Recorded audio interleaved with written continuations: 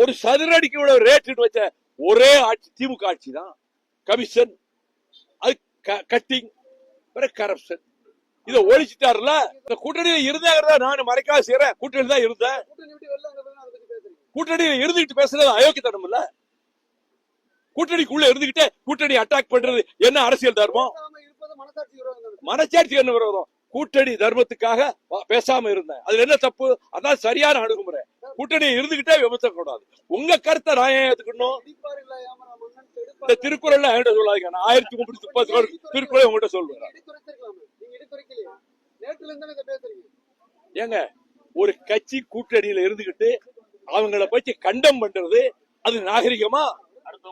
அது நாகரிகமா? தோழர், நீங்க எத்தனை கேள்வி வேணா கேளுங்க. இன்னும் 1 மணி நேரம் கேளுங்க, நான் பதில் சொல்லுவேன். என் கேள்விக்கு நீங்க பதில் சொல்லணும். நீங்க திட்டமிட்டு வந்திருக்கீங்க எனக்கு தெரியும். நீங்க எந்த பத்திரிகை எனக்கு தெரியாது. நீங்க எந்த பத்திரிகை சார்? நீங்க எந்த பத்திரிகை சார்? நீங்க எந்த பத்திரிகை? அதுக்கு பதில் சொல்லுங்க. இல்ல, எந்த பத்திரிகை சொல்லுங்க. கேக்குறீங்கல்ல, நான் பதில் சொல்ல வேண்டிய அவசியம் இல்ல. உங்க கேள்விக்கு நான் பதில் சொல்ல வேண்டிய அவசியம் இல்ல. உங்க கேள்விக்கு நான் பதில் சொல்ல வேண்டிய அவசியம் இல்ல. நீங்க மஞ்ச பத்திரிகா? நீங்க மஞ்ச பத்திரிகா? நீங்க மஞ்ச பத்திரிகா? நீங்க மஞ்ச பத்திரிகா? நீங்க மஞ்ச பத்திரிகா திட்டமிட்டு வந்திருக்கீங்க. இங்க யார் உங்களை ஏவி விட்டது? யார் ஏவி விட்டது? உங்க பத்திரிகை முதலாளி ஏவி விட்டுருக்காரு. உங்க பத்திரிகை முதலாளி ஏவி விட்டுருக்காரு. நீங்க தினகரனா? நீங்க தினகரனா?